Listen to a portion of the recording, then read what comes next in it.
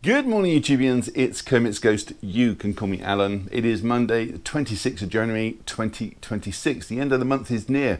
Thank goodness. Now I'm about to head off to HMV to film all the latest Blu-ray and 4K releases because it's a Blu-ray release day here in the UK. But I'm not going to be popping into Costa today because I've got a plan to have breakfast at the Ivy this morning with my wife and sister, which would be nice. I've never been to the Ivy before. I've walked past it many times. It always looks very posh inside. Hopefully it'll live up to expectations, and I will film the breakfast I'm having and obviously the obligatory coffee shop as well. Anyway, titles out today include Field of Dreams on 4K. I love that film. Watched it a few days ago on ITV and they cut the hell out of it, and it was just stupid little small cuts that made no sense whatsoever. What's that about? Anyway, also coming out is a lot of anime titles as well as Keanu Reeves' new film Good Fortune, which also stars Seth Rogen. Hopefully that'll all be in stock when I get there. So anyway, enough chit chat. I'll see you all in the Ivy. So here is the Ivy. It's a former post office which shut in 2007. The building itself dates back to 1890. So I went for the full English breakfast, which is very nice indeed. There is a sausage under that bacon plus a hash brown as well. And of course here is my latte, which was piping hot with unlimited refills. So happy days. On to HMV. So here I am in HMV, and I will start in no particular order with Good Fortune. This is a supernatural comedy drama from last year. Stars Keanu Reeves as an angel who shows a down on his luck man what life would be like if he was successful and rich. Also stars Seth Rogen and Aziz Ansari. This is priced at £14.99. Next is Cinema Expanded, the films of Frederick Wiseman from the BFI, and the 5 titles included are Titicut Follies from 1967, High School from 1968, Hospital from 1970, Juvenile Court from 1973, and Welfare from 1975. This is priced at £34.99.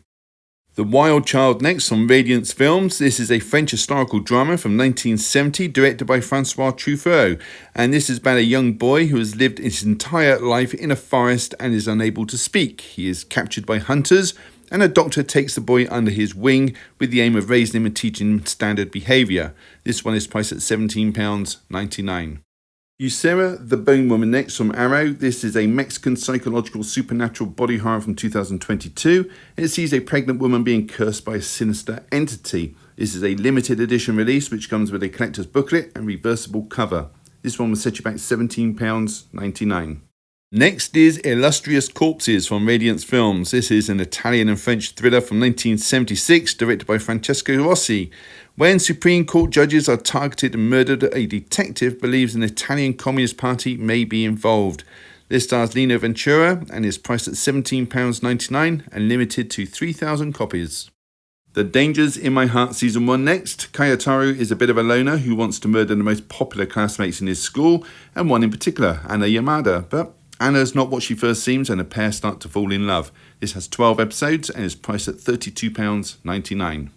Devil Times 5, aka People Toys next from 88 Films.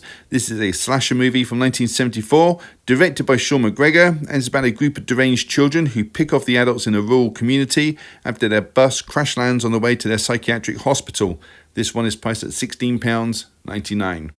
The Delightful Forest next from 88 Films. This is a Hong Kong action-adventure from 1972. It's about a swordsman who's sent to prison for killing his own brother and his sister-in-law, but is asked by the warden's son to deal with a thug in exchange for better treatment during his incarceration. This one is priced at £16.99. Next is Only Two Can Play from Studio Canal. This is a comedy drama from 1962. It stars Peter Sellers, who desperately wants to have an illicit affair with a local councillor's wife, despite being married himself. It also stars Mai Settling, Virginia Maskell and Richard Attenborough. This one is priced at £14.99. Blood of Revenge next from Radiance Films. This is a Japanese action crime film from 1965, directed by Tai Kato. This is set in 1907. It's about a crime boss syndicate who is in charge of construction and his failed assassination attempt, which sets in motion a barrage of violent attacks. This one is priced at £17.99. Next is Secret Service of the Imperial Court, aka Police Pool of Blood. This is a Hong Kong action-adventure from 1984 that was co-written and directed by Tony Lowe. It's about a martial arts master who wants to take the throne from a much younger emperor, but a captain is sent to hunt him down. This one is priced at £16.99. Next is Charlton Brown of the FO, aka Man in a Crooked Hat. This is a British comedy from 1959 about a diplomat who's sent to a small mineral-rich island in the Pacific after the current king passes away. However, the Prime Minister he is about to meet is aiming to make some money for himself with foreign bids. Stars Terry Thomas and Peter Sellers, and it's priced at £14.99. Next is Lord of the Rings, The Fellowship of the Ring on 4K Steelbook. This is an epic fantasy adventure from 2001. Directed by Peter Jackson, it sees Frodo Baggins and the Fellowship of the Ring setting off to Mount Doom to destroy a magical ring. This is the first of the trilogy, priced at £39.99, and it includes both theatrical and extended versions. Next is Lord of the Rings, The Two Towers on 4K Steelbook. This is a 2002 movie which continues the story of Frodo and the Fellowship on their journey to Mount Doom. Here we're introduced to Gandalf the White, King Theoden, and Treebeards. Again, these are the theatrical and extended versions, which brings the runtime up to 236 minutes. This too is priced at £39.99. And here we have the final film in the trilogy. It's Lord of the Rings, The Return of the King from 2003 on a 4K Steelbook obviously, and it sees Frodo and Sam reach Mordor with the one true ring and the forces of good battling Sauron's army. This also includes the theatrical and extended versions and is priced at £39.99. Next is One Battle After Another. This is a Paul Thomas Anderson directed drama from last year. It's about a man who lives off the grid with his daughter, but when an old nemesis called Lockjaw resurfaces, he's forced to take action. This stars Leonardo DiCaprio, Sean Penn, Benicio del Toro, and Regina Hall. The Blu-ray is priced at £14.99 and the 4K is priced at £24.99, and this movie carries a 15 certificate. American Graffiti next on 4K. This is a coming-of-age comedy drama directed by George Lucas and is about four friends on their last day of their summer vacation, just as their lives will change from their impending adulthood. This stars Richard Dreyfuss and Ron Howard and it's priced at £19.99. The 4K release of Captain Blood next on the Criterion label. This is an action-adventure from 1935 starring Errol Flynn as Dr. Peter Blood, man who's sold into slavery but later becomes a pirate. Also stars Olivia de Havilland, Basil Rathbone, Lionel Atwill, and both Forrester Harvey and Holmes Herbert, who both starred in The Invisible Man, which I talked about last week. This one is priced at £29.99. The Dead next on 4K, released on the Criterion label. This is set in 1904 during Epiphany, where friends and family attend a dinner in Dublin. This is directed by John Huston and it stars his daughter Angelica. This is a great film. I reviewed it on the 24th of November last year, and this one is priced at £29.99. Civilizations Rise and Fall from the BBC and released through Dazzler Media next. This sees four civilizations that are now fallen, and they are Rome, Egypt, Japan's samurai, and the Aztecs, and this explains how these once mighty civilizations fell. This is narrated by Sophie Oquendo and it's priced at £20.99. Field of Dreams next on 4K from Spirit Entertainment. This sees an Iowa farmer who hears a voice telling him to build a baseball field on his land, which would allow deceased baseball players to visit him from the afterlife. It stars Kevin Costner, Amy Madigan, Ray Liotta, James Earl Jones, and Burt Lancaster. This one is priced at £19.99. Next is Blue Lock vs U20 Japan Season 2. This is a football anime TV show which sees Blue Lock taking on Japan's U20 football team. It's got 14 episodes spread onto 2 discs with a runtime of 350 minutes, and this one is priced at £34.99. The Blues Brothers on 4K next on Spirit Entertainment. This is a musical action comedy from 1980 directed by John Landis, and it's about two brothers played by John Belushi and Dan Aykroyd who tried to save an orphanage from being shut down. It also stars Ray Charles, Carrie Fisher and Aretha Franklin. This one is priced at £19.99. Next is Prisoner 951 from Dazzler Media. This is a fact-based drama from last year starring Najes Rashidi and Joseph Fiennes. It's about a British-Iranian woman who is held on charges of spying in Tehran. Has 4 episodes, each 1 hour in length, and it's priced at £21.99. Next is the Conjuring Universe 9-film collection, which comprises of The Conjuring from 2013, Annabelle from 2014, The Conjuring 2 from 2016, Annabelle Creation from 2017, The Nun from 2018, Annabelle Comes Home from 2019, The Conjuring, The Devil Made Me Do It from 2021, The Nun 2 from 2023, and The Conjuring Last Rites from 2025. This is the most commercially successful horror franchise to date, grossing $2.7 billion, and this box set is priced at £69.99. So today I will be getting good fortune and one battle after another. There was a third title out today called Undertow, but it wasn't in stock. Let me know if you plan to get any titles today.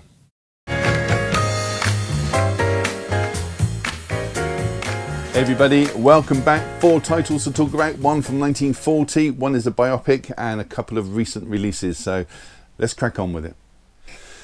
Okay, first one to show you is Mr. Burton. This is a biographical drama from 2024, and this is directed by Mark Evans, and it stars Harry Lorty as Richard Burton. Now, in case you don't know, Richard was an actor. His films include Who's Afraid of Virginia Woolf, Anne of 1,000 Days, Cleopatra, Where Eagles Dare, and many, many more. He had a very distinctive voice, not to mention great screen presence. He also narrated Jeff Wayne's War of the Worlds as well.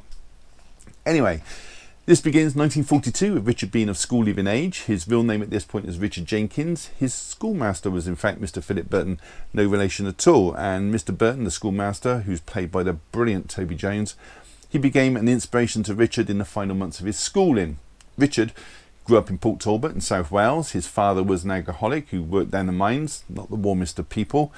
And it's not long before Philip arranges for Richard to perform on stage for the first time and then get reinstated in school, because Richard had to give up school to get a job, help out with bills at home, that kind of thing. And as time progressed, Philip teaches Richard all about pronunciation and vocal exercises, and the pair become very close friends, to the point that Philip legally adopts Richard so he can attend Oxford University, and in doing so Richard takes on his surname of Burton. And the rest, as I say, is history. I will point out that Philip's landlady is Ma Smith, who also assisted in Richard getting his first stage appearance. And Ma Smith is played by Leslie Manfield. This is a very inspirational film. Harry was superb as Richard Burton, and of course Toby Jones and Leslie Manfield are actors who always deliver a solid performance. This one's got a runtime of 2 hours and 4 minutes. Let's take a look inside. So a partial image from that front cover has been put onto the disc. So that was Mr. Burton. The next one I'm going to show you is A Life of Chuck. This is a fantasy drama from 2024, directed by Mike Flanagan. He also wrote the screenplay and co-produced it. Hats off to him. Now this film is shown in reverse order. So it starts out with a middle school teacher in class teaching when a massive earthquake hits Northern California, sending a huge chunk of landmass into the ocean. The teacher is Marty Anderson, being played by Chiwetel Ejiofor.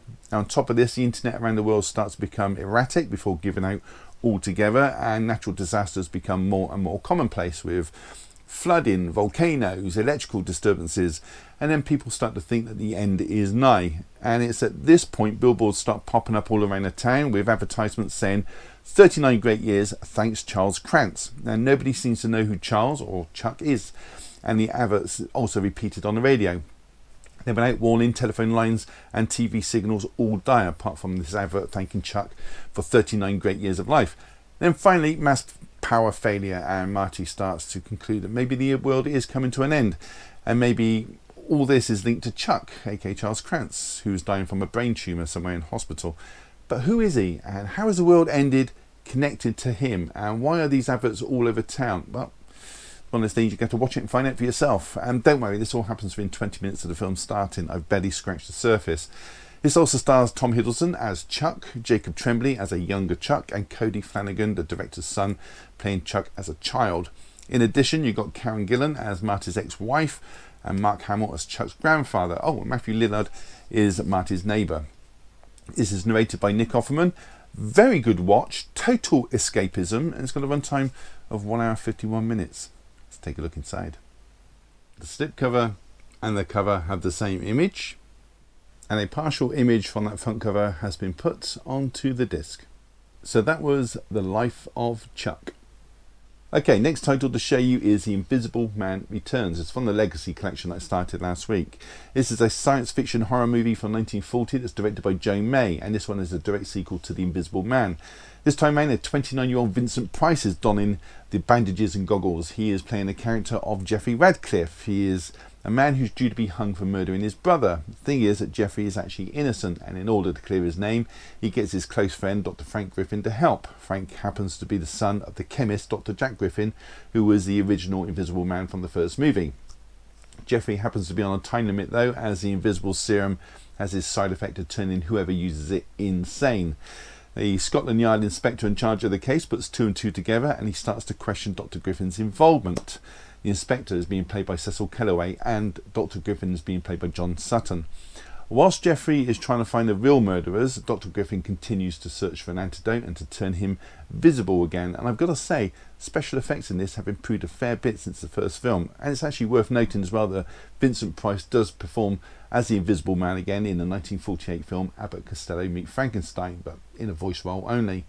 This also stars Alan Napier and Sir Cedric Hardwicke as people Geoffrey suspects as the real killers. And it also features Nan Gray as Helen, who is Geoffrey's fiancée. Picture quality on this is incredibly crisp. It's worth checking out if you don't mind films from this era, that is. It's got a runtime of 1 hour 22 minutes. Let's take a look inside. So they have put two films on this disc, what I'm not a fan of, but yeah, it is what it is. You've got The Invisible Man Returns and The Invisible Woman, which I will address next week. So that was The Invisible Man Returns. Next and last is Downton Abbey, the grand finale. This is a period drama from last year, directed by Simon Curtis and written by Julian Fellowes. And as the title suggests, this is the end of the show and the film series, which first graced our screens back in 2010. This movie opens up London, 1930, with Lord Robert Crawley, who's being played by Hugh Bonneville, and Countess Cora Crawley, his wife, being played by Elizabeth McGovern, attending a Noel Coward play, Noel being played by Artie Fowlshan. Also starring in that play is Dexter, being played by Dominic West, who is personally assisted by Thomas Barrow. It's a ruse, they're actually lovers in the film. Thomas is the former Downton head butler, being played by Robert James Collier. The very next day, at a party hosted by Lady Petersfield, Robert's daughter Mary, who's being played by Michelle Dockery, she's asked to leave because word gets out that she is divorced from her husband, which is absolutely scandalous news back then, considering as well Prince Arthur and his wife are due to attend the event. It can be associated with that type of disgraceful behaviour. If only our own royal family had the same values. Anyway, unfortunately for Mary, the scandalous news follows her all the way back to Downton Abbey, which isn't helped really with her having a drunken one-night stand with a very smooth-talking American financial advisor.